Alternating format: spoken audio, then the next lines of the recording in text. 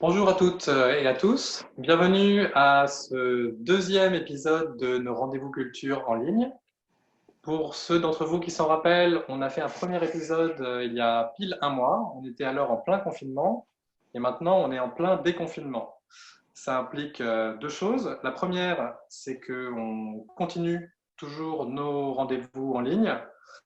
Donc ça, c'est le deuxième. Et en fait, on va en prévoir un autre dans 2 semaines, le 29 mai à 16 heures, qui sera un peu pareil, sur le même format, mais un peu différent, parce qu'on va parler uniquement de séries. Ça fait longtemps que dans les bibliothèques de Compiègne, on propose des séries en DVD. Ça fait longtemps qu'on essaie d'organiser de temps en temps des événements sur les séries télé.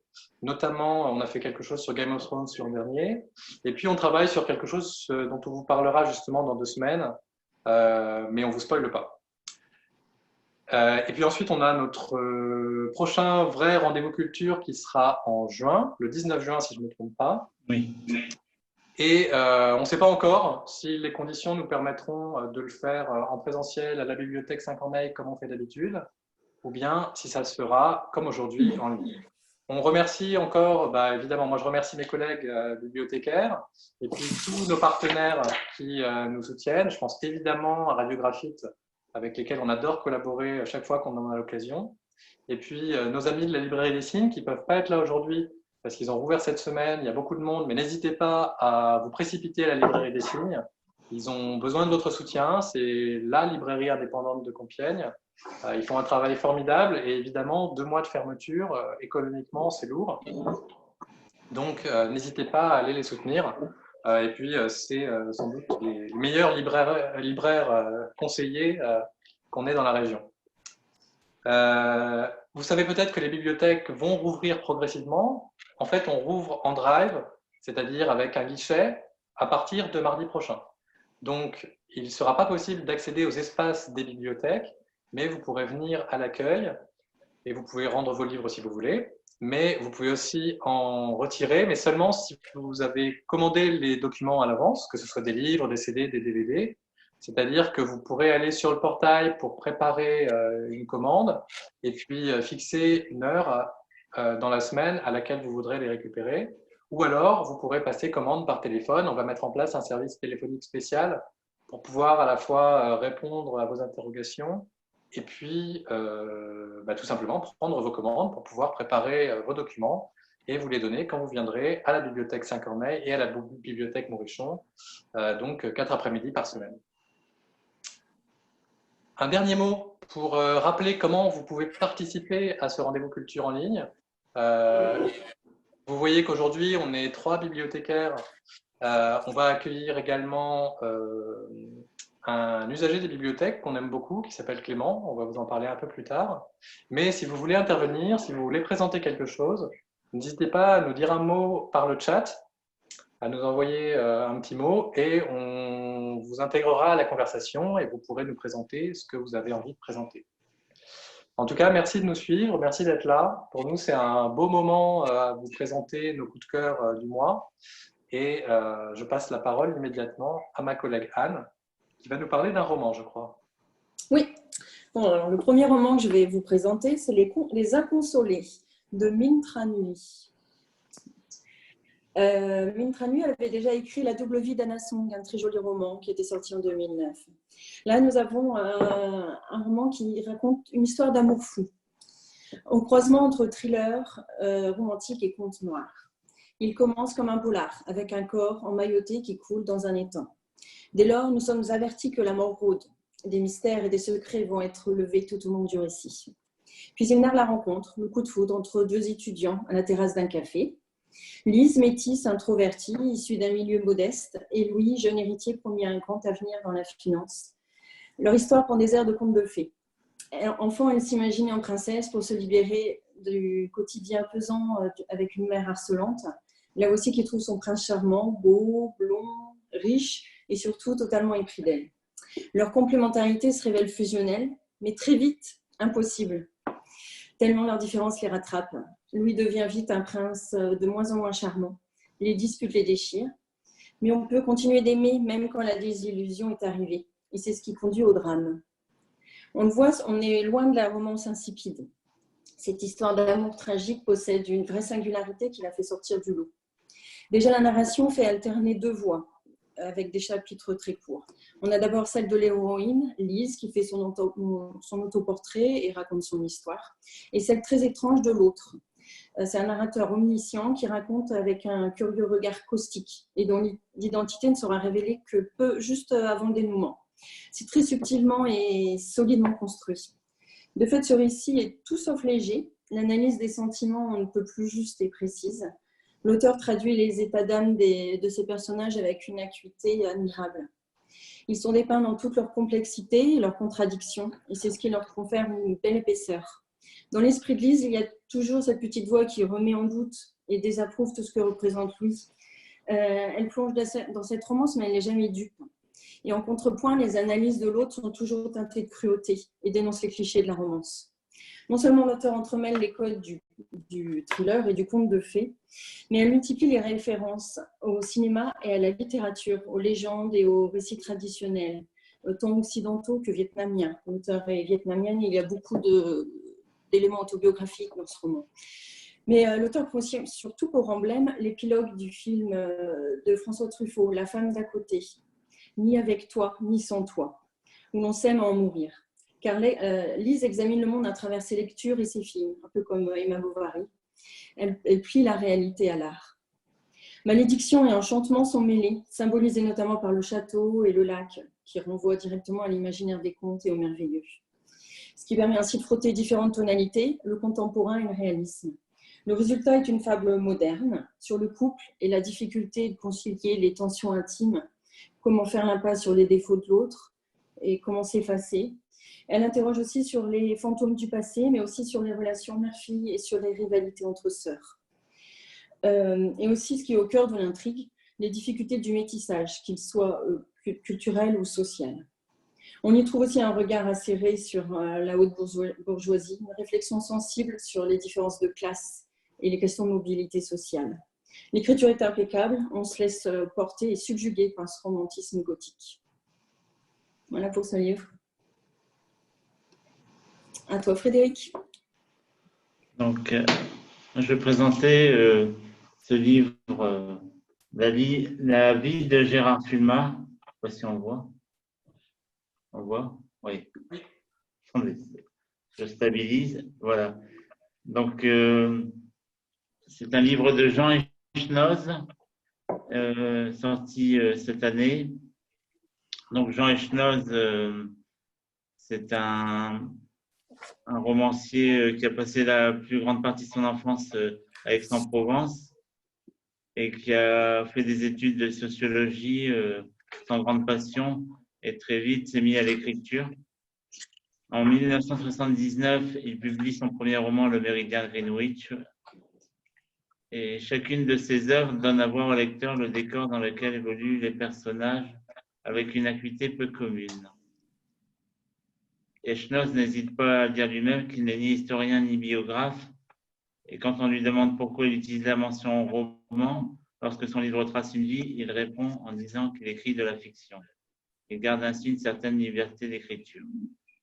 Donc, l'objet du roman Vie de Gérard Fulmar, en fait, c'est l'histoire d'un anti-héros. Gérard Fulmar, avec son nom qui à une lettre près évoque un oiseau de mer gris et terne, s'inscrit sans conteste dans ce club peu envié des losers, des perdants. Il va voir toutes les semaines son psychiatre, le docteur Bardot, et il a souvent l'impression que le docteur Bardot ne l'écoute pas, ou qu'il est assez lassé par tous les châteaux en Espagne qui lui raconte en fait au long des consultations. Et en fait, jusqu'à un beau jour où là, ne perdant patience, il commence à maltraiter le docteur qui a soudain une idée. En fait, le docteur Bardot est militant d'une organisation politique qui n'a jamais atteint la majorité, en fait. Et en fait, ils ont besoin de quelqu'un pour remettre de l'ordre dans le parti. Et bon, bon, je n'en dis pas plus, mais on va voir comment se débrouille Gérard Fulmar et à sa façon de régler les problèmes. En fait, ouais, il va être recruté pour,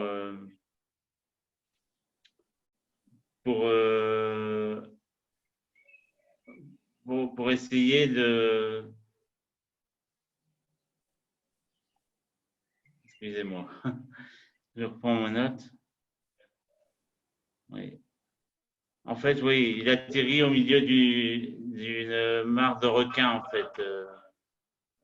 Chacun joue son propre jeu et en fait, il ne s'attend pas du tout à là où il met les pieds. Alors, c'est vraiment un délice ce roman parce qu'il s'amuse à détourner les codes du polar pour nous servir une histoire riche en rebondissements burlesques, centrée sur un anti-héros bien peu armé pour affronter les pièges d'un monde politique dangereusement marécageux.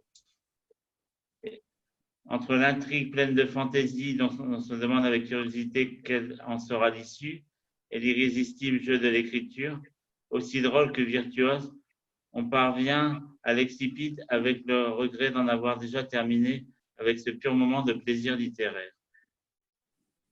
Voilà. Donc, c'est à vous maintenant. Merci Frédéric. Merci. Alors, avant de passer la parole à Clément, je voudrais vous présenter quelque chose qui est à la fois un peu intello et assez moderne. C'est quelque chose qui me tient en haleine depuis 7 ans, je crois, et c'est ça. C'est ce monsieur aux cheveux grisonnants qui s'appelle Thomas Römer et qui est professeur au Collège de France. Je ne sais pas si vous connaissez le Collège de France, c'est une institution un peu bizarre qui a été créée en 1530 par François Ier et ça a été créé explicitement pour donner des cours gratuits, sans diplôme, sur des sujets que l'université n'avait pas envie de traiter ou refusait de traiter, enfin, souvent des sujets d'ailleurs un peu difficiles, liés aux langues anciennes. Et Thomas Römer, c'est un spécialiste de la Bible. Mais pour l'écouter, il n'y a pas besoin d'être religieux ou d'être croyant, parce que c'est un spécialiste de l'histoire de la Bible, de l'histoire des textes bibliques.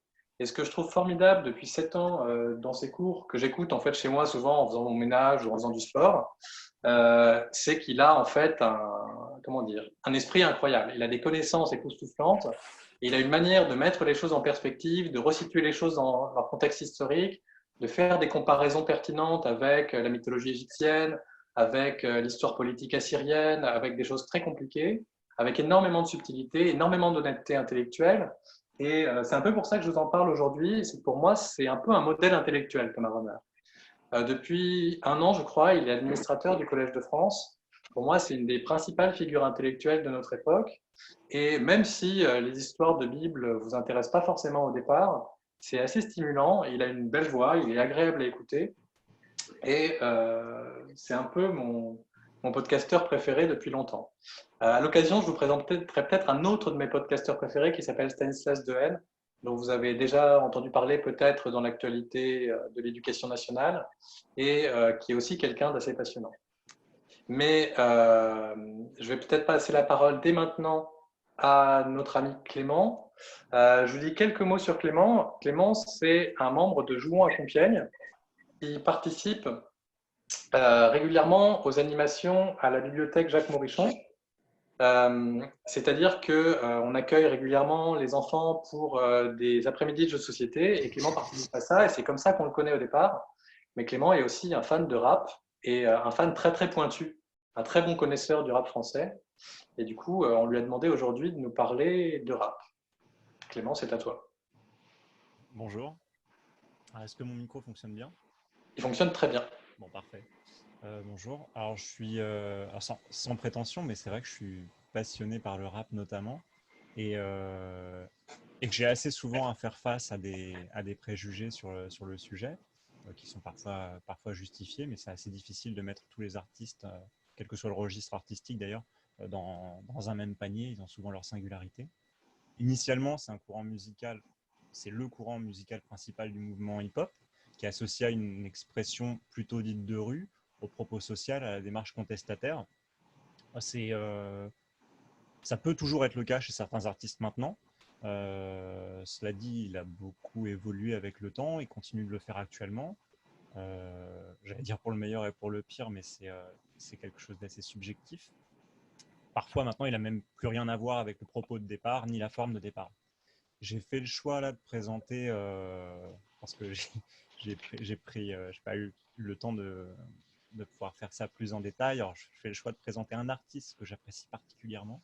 J'évoquerai rapidement juste deux morceaux ensuite de deux artistes différents, parce que je suis pas sûr du temps qu'il m'était dont j'avais à disposition pour ça. Dans l'absolu, je pourrais en parler des heures, hein, si je m'écoutais. L'artiste en question, le premier s'appelle Virus, enfin son nom d'artiste c'est Virus, qui s'orthographie comme le virus, mais avec un accent circonflexe au-dessus du i. Je le précise parce que dans le rap, il y en a un autre qui s'appelle également Virus et ça s'orthographie différemment. C'est un rappeur qui est originaire de Rouen et ses premiers morceaux enregistrés et commercialisés remontent à 2005. C'est dans son ensemble, dans son univers artistique. Alors celui-ci se caractérise par un texte, un univers qui sont très sombres et pessimistes. J'allais dire en général, mais je ne pense pas qu'il y ait d'exception dans ces morceaux.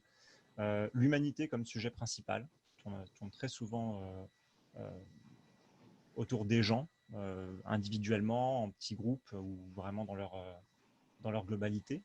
Un humour qui est malgré tout omniprésent, alors souvent un humour noir, mais qui tranche quand même dans la simplicité des jeux de mots avec le sérieux des propos euh, et l'aspect sombre. Une écriture qui est très très réfléchie, très fournie, notamment en mots valises et en double sens. Ils sont extrêmement fréquents. Il n'est pas rare qu'ils passent complètement sous le radar ou au-dessus, je ne sais plus, lors des premières écoutes et que la lecture des textes soit nécessaire pour réaliser que une phrase qui avait l'air hors contexte et qui donnait l'impression peut-être d'être là pour meubler était en fait justement au sein au sein du couplet l'élément le plus lourd de sens par rapport à tout ce qui était évoqué. Le flow, ce qui correspond dans le jargon donc au débit et la manière dont on place les mots sur la rythmique et l'instrumental, qui est un élément constitutif du rap assez important. En ce qui le concerne, là, ne cherche pas particulièrement à être exceptionnel. On est sur quelque chose d'assez classique dans la structure rythmique de son élocution.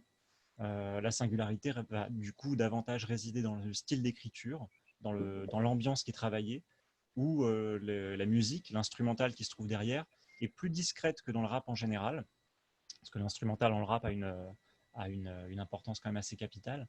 Là, elle vient davantage apporter du soutien et de la cohérence à son univers artistique et à l'aspect sombre de l'ensemble.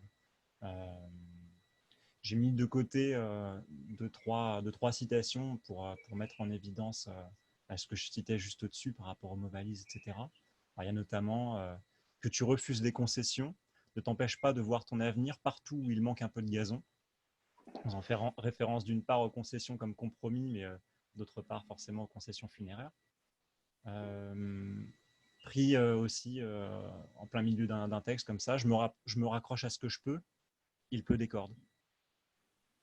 Bon, évidemment, le reste du morceau peut laisser penser qu'il y a déjà une idée de l'usage qui pourrait faire des cordes. Sinistre. Il y a aussi, si je te dis que ça va pas, qu'est-ce que tu feras? À part me tendre un verre qui donne soif et me laisser en carafe, hésite pas si tu as besoin de quoi que ce soit. Les vrais liens tiennent avec des fils ou avec des agrafes. Voilà, pris pêle-mêle. Par rapport au projet qu'il a déjà sorti à ce jour, parmi les principaux en tous les cas, parce que dans le rap, la plupart des rappeurs commencent pas immédiatement à faire un album qui va se vendre à des millions d'exemplaires. C'est souvent des passages plus modestes et sur des participations avec d'autres artistes. Lui, c'est ses projets personnels. En 2011, il y a eu l'album Le Choix dans la date, la contrepétrie. En 2013 et en 2015, Faire part et Huis clos, qui sont liés. Et puis un projet avec trois autres rappeurs et un DJ qui s'appelle Toute entrée définitive du collectif éphémère La Social Club.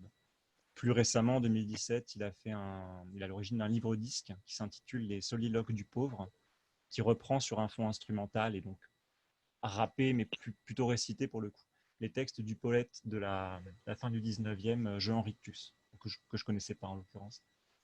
Voilà, avec l'acteur, c'est Jean-Claude Dreyfus, je crois, qui intervient sur certains des titres. Si j'ai encore le temps, je mentionne beaucoup plus rapidement maintenant 2 autres artistes. Antoine, tu me dis? Oui, bien sûr. Ok. Alors, je pensais à un autre artiste qui s'appelle, dont le nom de scène est Kassem Wapalek. Je suis plus sûr que Kassem soit son vrai prénom, mais c'était plus pour le jeu de mots. On est dans un univers qui est beaucoup moins sombre, pas moins, par contre, il n'y a pas moins de jeux de mots, au contraire. Lui, ça fourmille de partout. On est sur des assonances et des allitérations quasiment en permanence. Ses premiers projets qu'on peut retrouver par exemple sur YouTube sont plus évocateurs que l'album Je vous salis ma rue qu'il a fait, son premier album. Et je conseille tout particulièrement le morceau Des chiffres et des lettres, qui est celui qui m'a permis de découvrir l'artiste, où les chiffres et les lettres justement reviennent en permanence et il joue avec les sonorités pour les faire intervenir tout au long du morceau. C'est un rappeur lyonnais. Et le troisième que j'avais en tête, c'est Alpha One, qui pour le coup est issu si on peut dire, d'une branche un peu plus traditionnelle du rap, qui se fait connaître avec ses collectifs comme Nekfeu par exemple, qui pour le coup a été beaucoup plus médiatisé, beaucoup plus connu. Il a sorti son album Une main lave l'autre il y a 2 ans, il me semble. Et je recommande tout particulièrement le morceau éponyme, Une main lave l'autre, qui termine l'album et qui pour le coup est plus doux que le reste de l'album. On est sur quelque chose qui revient davantage à l'idée initiale du rap et au milieu de la rue, du regret de voir le destin à ceux qui n'ont pas les moyens, les ressources financières pour pouvoir s'en sortir facilement et qui s'adonnent à la violence, etc. Voilà. D'accord. Bah, merci Clément pour cette contribution vraiment passionnante. Enfin, moi, j'ai vraiment beaucoup aimé. Avec plaisir. Je passe la parole à Frédéric pour, je crois, encore de la musique. Oui. Donc, on ne me présente plus, enfin, moi je le présente quand même, le Brawl de Angèle. Il y a une version plus récente avec des nouveaux titres, dont c'est oui ou bien c'est non ajoutés. Donc, Angèle, maintenant âgée de 24 ans, a vraiment été la révélation de l'année 2019. Et on retrouve aussi l'influence de son frère rappeur sur quelques titres, notamment Tout oublié, où il figure avec sa sœur, mais d'autres comme Victime des réseaux et aussi Ta reine. Mais voilà. Donc, Brawl, ça veut dire désordre ou gadget en argot belge. Et le disque est sorti sur son propre label, Angèle VL Records. Et j'avais un autre disque, mais qui n'a rien à voir avec le rap. C'est un peu de la world music. C'est Jane. Voilà. Ou bien là? Oui, là. D'accord. Donc Jane. Sorti aussi en 2018. Alors Jane, est francophone et française, je pense. Mais c'est l'ambassadrice actuelle de la pop multiculturelle. C'est son deuxième album, porté par le single All Right, qu'on a beaucoup entendu, et à travers lequel, comme à son habitude, elle mélange habilement ses influences en chantant la rupture avec toute la fraîcheur qu'on lui connaît. Et là, elle vient de sortir un nouvel album en 2020. Je ne l'ai pas encore acheté, mais ça ne va pas tarder. Voilà, je passe la parole. Alors, j'ai un autre roman à vous présenter, donc Le discours de Fabrice Caro.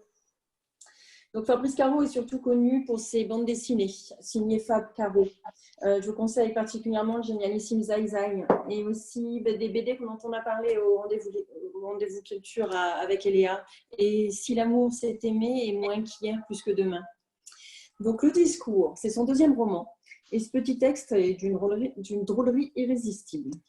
C'est Adrien qui nous parle. Il a 40 ans. Il est célibataire depuis 38 jours exactement, car Sonia a voulu faire une pause dans leur relation. Il lui a envoyé un SMS pour prendre de ses nouvelles. Elle l'a lu, mais n'a pas répondu, donc il attend désespérément la réponse. Pendant qu'il est obligé de supporter un repas de famille très anxiogène chez ses parents, avec sa sœur et son futur beau-frère. Il connaît par avance tout le menu et les sujets de conversation qui tournent toujours autour du chauffage au sol ou du cancer de proches. Jusqu'au moment où son beau-frère lui lance « Tu sais, ça ferait très plaisir à ta sœur si tu faisais un petit discours le jour de la cérémonie. » Et alors là, c'est la panique. Un discours à écouter, c'est déjà assez pénible, mais à rédiger et à prononcer, et pour dire quoi? Qu'il adore sa sœur Sophie, qui lui offre à chaque anniversaire une encyclopédie. Donc le système solaire, l'univers, les oiseaux, les insectes, le football. À raison d'un anniversaire par an, de 8 ans à 40 ans, il a 32 encyclopédies sur les sujets les plus variés. Dès lors, Adrien se replonge dans les souvenirs de sa vie afin d'y trouver l'inspiration. Entre le gratin de pommes de terre et la tarte poire-chocolat. Ses réflexions sont entrecoupées par les interventions de sa mère qu'il trouve palichon, sa sœur qui lui demande comme à chaque fois s'il aime le poivron ou le sucre dans son café, et que le beauf l'entretient sur le permafrost ou le tardigrade qui résiste à tout. Il élabore différentes tentatives de discours, tout en énonçant tout ce qui peut lui passer par la tête durant ce repas de famille. Souvent, la quarantaine est le temps des bilans. C'est l'occasion de tout trouver. Il va dérouler le fil de son existence et livrer ses considérations sur la vie en général. Les anecdotes drôles et cuisantes affluent et dressent un portrait touchant de ce narrateur un brin désabusé. En fantasmant tout ce qu'il rêve de dire en public, il reste cependant obnubilé par le SMS qu'il attend toujours de son ami. On a donc affaire ici à un récit introspectif, un soliloque existentiel, d'un comique réjouissant. L'écriture est enlevée, servie par des chapitres très courts, et on est dans le monologue intérieur, donc c'est limpide, c'est rythmé. On a à la fois un sens de l'observation aiguë qui livre une réflexion décapante sur le mariage, et un humour corrosif, souvent absurde, loufoque. Et surtout, génialement ficelé, c'est un récit qu'on ne lâche pas. On se régale des situations cocasses et des réflexions pleines d'esprit. On ne peut qu'admirer la finesse de l'auteur, qui nous livre des tranches de vie subtiles. Ainsi, le discours il a aussi une dimension émotionnelle pertinente et une humanité bienveillante. Vous l'aurez compris, j'adore ce roman hilarant, d'autant que je l'ai écouté en fait en livre audio, et c'est Alain Chabat qui le lisait. Donc, on se régale. Vraiment, je vous le recommande. Et on le lit sans prétention. C'est un livre sans prétention et on le lit d'une traite. Et chaque lecteur s'y retrouvera à un moment ou à un autre. C'est un livre vraiment à conseiller pour sortir de la sinistrose ambiante. Merci Anne. Alors, on va donner la parole maintenant à Isabelle Lambert, qu'on avait déjà vue la dernière fois, qui est notre directrice des affaires culturelles à Compiègne, et dont on aime toujours bien écouter les conseils de lecture. Comme la diffusion sur Radiographite doit s'arrêter à 16h30, on dit d'ores et déjà au revoir à nos auditeurs de Radiographite, même si voilà, on est encore avec vous pour quelques minutes. Isabelle, c'est à toi. Je ne sais pas si ton micro est allumé. Ah, voilà. Voilà. Bonjour Isabelle. Bonjour. Et déjà, merci à chacun de vous quatre parce que j'ai pris des notes. J'ai envie de lire et d'écouter tout ce que vous avez suggéré, et notamment Virus et Kassem. Vraiment, c'est très vivifiant, très divers, passionnant. Moi, j'arrive aujourd'hui, en plus du plaisir que j'ai eu à vous écouter et qui était l'essentielle raison de ma connexion à ce webinaire, j'arrive aujourd'hui avec un livre que je viens de lire et que je viens de prêter, donc je ne pourrais pas le montrer. Un livre que j'ai adoré de Julie Wolkenstein et qui s'appelle « Et toujours en été ». Paru chez POL. Julie Wolkenstein, j'avais lu Les Vacances d'elle, j'avais lu Adèle et moi aussi. Elle est traductrice, elle a traduit Edith Wharton et elle a traduit, je crois, Scott Fitzgerald. Alors, dans ce roman est construit de façon très intéressante. C'est une sorte d'autobiographie très nostalgique, avec notamment la figure du père comment il s'appelait, Poirot Delpech, Bertrand, je crois, ou je crois que c'est Bertrand Poirot Delpech, son père, qui est mort l'année dernière, et de son frère qui est mort accidentellement. Et donc, c'est un roman sur l'absent, sur les absents, mais qui est absolument pas, qui est plein de nostalgie et d'humour. Et il est construit, je trouve, de façon très intéressante, puisqu'il est construit autour comme un escape game, autour de la maison de famille de Saint-Père, qui doit être en Normandie, entre quelque part dans le Cotentin, je pense. C'est pas le premier roman qui se passe dans cette maison de famille. Et chaque chapitre est dédié à une pièce de la maison, de plusieurs maisons. Il y a d'ailleurs plusieurs types de maisons, et on collecte les indices. Et on progresse ainsi dans l'histoire familiale entre les années, on va dire, 70 et aujourd'hui. C'est très construit, très drôle, extrêmement nostalgique. Ça ressemble à du Modiano par moments, la petite voix de Modiano, et à la fois c'est très contemporain comme construction, comme déconstruction temporelle aussi. J'ai trouvé ça délicieux. Alors, par moments, j'avais l'impression qu'on était dans la Comtesse de Ségur, et par moments, j'avais l'impression il y a une certaine acidité aussi de l'humour, et donc on passe vraiment d'ambiance, de pièce en pièce, d'époque en époque, et de personnage en personnage. Se dessinent à la fin les grandes figures familiales, les grandes relations familiales, tout cela sur un fond de Normandie.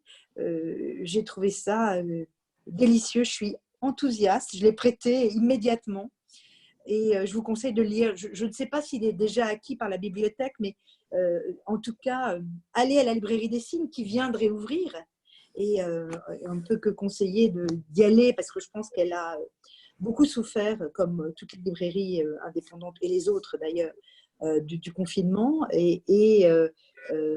Voilà, donc si vous avez envie de nostalgie, moi personnellement, je trouve que sortir du confinement, on ne le peut pas immédiatement. Et ce roman-là est tout à fait à l'unisson de mon humeur à moi, c'est-à-dire résolument tournée vers ce printemps et vers l'envie de reprendre des cafés en terrasse, et à la fois dans une sorte de tristesse collective et une sorte de trace de tristesse. Eh bien, c'est ça le roman de Julie Wolkenstein.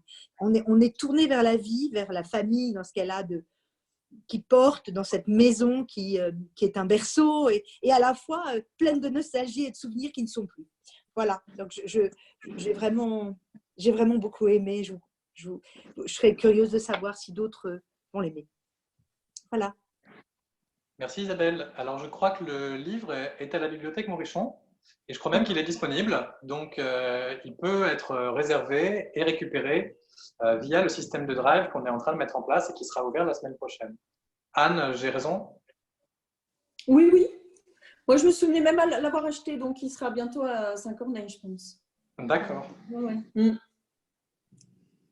Alors, pour poursuivre notre chemin, alors moi, je vais vous présenter, comme souvent, un manga.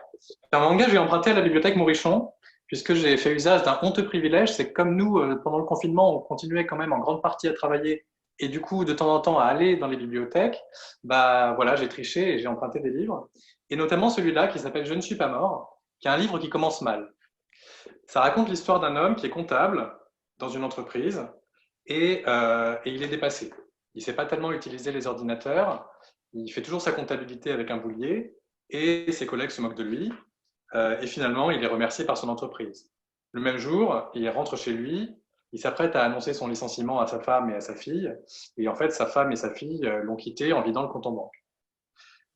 Donc ça commence pas de manière très très joyeuse, mais du coup, il fait ce qui se fait malheureusement beaucoup au Japon. Il va en forêt avec une corde pour se pendre, et puis même ça, il le rate, puisque la corde casse ou la branche casse, et du coup, son suicide est raté. Mais à partir du moment où son suicide est raté, il se dit, bon, bah voilà, il faut vivre maintenant, il faut vivre à tout prix. Et il décide de recommencer à vivre, mais de ne pas vivre la même vie qu'il a ratée, de changer des choses, et puis surtout de rester dans la forêt. Et je ne vous raconte pas la suite, parce que ça ne va pas forcément toujours bien se passer, mais ça ne va pas forcément toujours mal se passer non plus. Et du coup, c'est une histoire qui est assez typique finalement, qui est assez schématique, mais c'est très bien écrit, c'est très bien dessiné, c'est amusant, c'est triste, et c'est un peu un de mes coups de cœur de manga de ce mois-ci à la bibliothèque Maurice. Voilà. Il sera de retour normalement demain, donc vous pourrez aussi le réserver et venir le chercher à la bibliothèque Maurichon dès la semaine prochaine. Frédéric, je crois que vous vouliez nous parler de Maurice Druon. Oui, alors, comme on a eu un peu de temps devant nous, on s'est attaqué à la grande saga de Maurice Druon, Les Rois Maudits.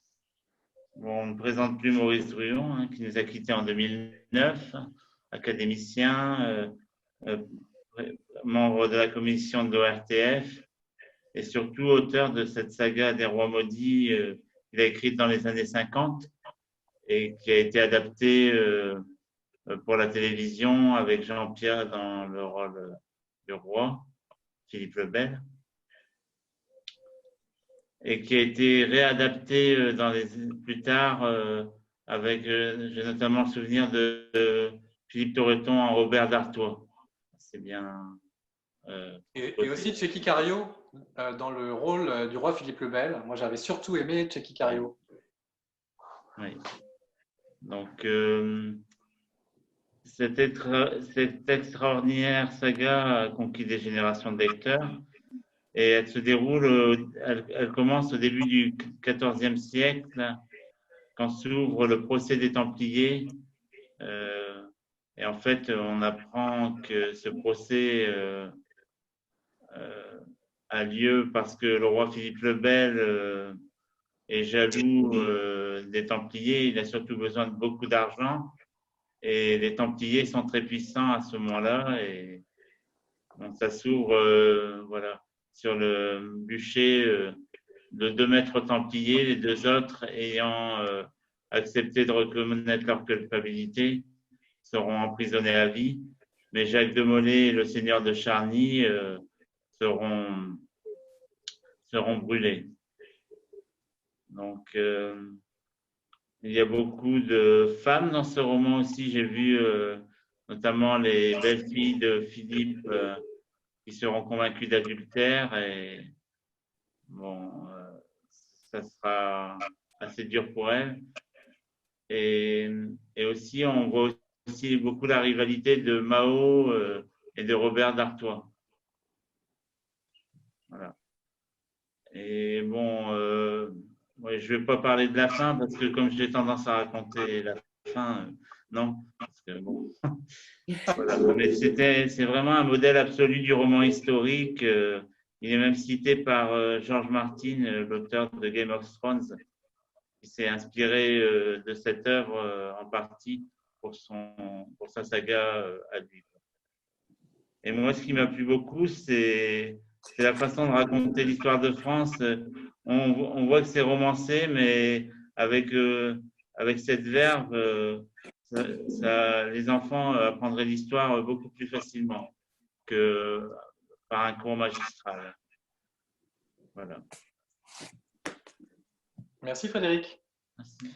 Alors moi, je vais très rapidement vous présenter encore un podcast qui est la méthode scientifique. Alors certains d'entre vous connaissent peut-être déjà la méthode scientifique, qui est une émission qui existe depuis 2016, je crois, sur France Culture, et qui est une émission que j'ai trouvée particulièrement pertinente pendant cette crise sanitaire, et elle reste pertinente, notamment pour sa réactivité.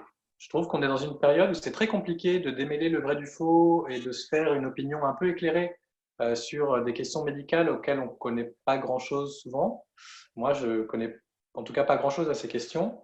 Et sur plein de sujets qui se sont posés ces 2 derniers mois, l'émission de France Culture a vraiment été utile.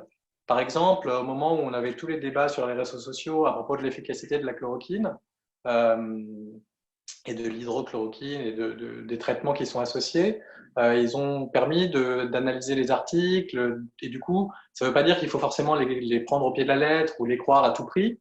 Mais en tout cas, ça donne un éclairage scientifique et en même temps vulgarisateur qui a été très utile. Pareil à propos des masques, pareil à propos des différents traitements et des différentes recherches de vaccins qu'il y a en ce moment. Moi, ça m'a été très utile pendant le confinement. On les a régulièrement cités dans la bibliographie qu'on a publiée toutes les semaines depuis le début du confinement. Et Nicolas Martin, c'est quelqu'un d'assez sympa, de très rigoureux, de très aventureux. Il a été, l'an dernier, il avait fait toute une série de podcasts que je vous recommande aussi sur l'Antarctique, qu'il a été faire sur place. Et voilà, donc la méthode scientifique, c'est un peu ma découverte podcast du confinement. Et puis pour terminer notre émission, Anne, je crois que vous avez encore un beau livre dont vous voulez nous parler. Oui, en parlant d'Antarctique, justement. Donc, c'est Boréal de Sonia Delzongle. Voilà. Il nous entraîne à travers les grands espaces groenlandais, là où l'air est extrêmement glacial et à une période de l'année où le jour ne se lève jamais. Cette nuit nous envahit et ne nous quitte pas tout au long de la lecture. Ici, c'est la nature, les éléments qui mènent la danse. Alors, on est dans la base Arctica, au Groenland, en janvier 2017. Un climatologue, un glaciologue, un géologue, un sismologue, un cuisinier, un photographe et son chien s'installent sur l'île Lansis, cette immense masse glaciaire qui représente 80% du territoire groenlandais. Leur mission, observer les conséquences du réchauffement climatique. Lors d'une expédition, cette équipe de chercheurs va faire une découverte macabre, un cimetière de glace de bœufs musqués par centaines. Pour éclaircir ce mystère, ils vont faire appel à Louve, un personnage qu'on a suivi en parallèle en Norvège et en Angleterre et qui a une histoire personnelle compliquée puisqu'elle vient de perdre sa fille aînée. Elle est biologiste spécialisée dans l'extinction des espèces, chargée de répertorier les hécatombes animales inexpliquées. Elle va donc rejoindre l'équipe en renfort avec un ami journaliste. Dans ce lieu hostile, dépeint avec des descriptions à couper le souffle, un huis clos va s'installer. Mais des disparitions inquiétantes surviennent et les ennuis commencent. Rien ne va se passer comme prévu, la mission vire au cauchemar. La tension monte peu à peu dans cette ambiance de nuit polaire à moins 40 degrés, mais on a vite très chaud et on est surpris par la multitude de rebondissements. Nous allons rencontrer des créatures vivantes, des mortes, des esprits, des Inuits, et on va flirter avec l'occulte et le chamanisme qui peuplent cette partie du Groenland. On a ainsi un récit en immersion totale, très oppressant. Le danger arrive de toutes parts et personne n'est à l'abri. Sonia Delzongle nous transporte dans une histoire de survie où les protagonistes vont devoir franchir des barrières mentales qu'ils n'auraient jamais supposées possibles. Et c'est là que le roman est intéressant.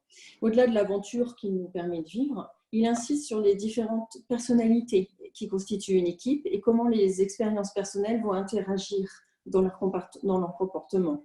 Les aspects de la personnalité émergent lorsque chacun est poussé dans ses retranchements. Le voyage extrême est aussi celui de l'humain au fond de lui-même, jusqu'à ses limites, dans ses incroyables capacités de résistance et de résilience. Il pose alors la question de ce que l'homme possède d'humanité, mais aussi d'inhumanité lorsqu'il est acculé. Autour de cette problématique cruciale, l'auteur évoque également des sujets sensibles, comme celui du réchauffement climatique, du mode de vie des Inuits, des minorités ethniques et l'amaigrissement de l'ours polaire qui l'oblige pour sa survie à se rapprocher de plus en plus des terres de l'homme, mais aussi plus communément le sujet de la maternité qui tient une place importante tout au long du roman. L'écriture est fluide et très visuelle. L'auteur témoigne d'une empathie très juste, mais sans jamais tomber dans le pathos.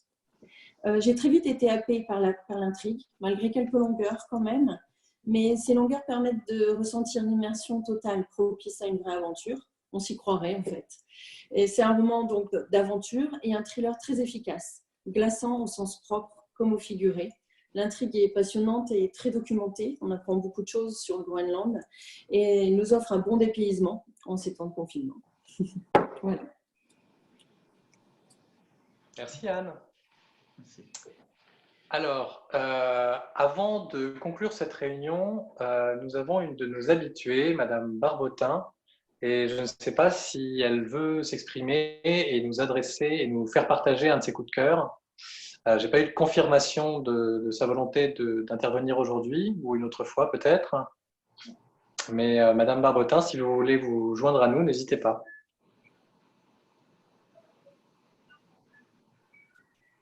Ah, pas aujourd'hui sans doute. Anne et Frédéric, est-ce qu'on a d'autres choses qu'on veut présenter? Moi, non. Et ben, du coup, on va en rester là. Ça fait 45 minutes. Je vous remercie tous les deux, tous les trois, tous les quatre, tous les cinq. Et on se retrouve donc dans 2 semaines pour un épisode spécial sur les séries. Et puis surtout, nous, on se retrouve mardi pour la réouverture des bibliothèques en Drive. Et d'ici là, profitez du week-end pour lire, pour regarder des films, pour regarder des séries, pour écouter des podcasts. Bref, comme d'habitude, cultivez-vous. Merci encore à nos amis de Radiographite. C'est toujours un plaisir de travailler avec vous. Et puis, à la prochaine fois, sans doute.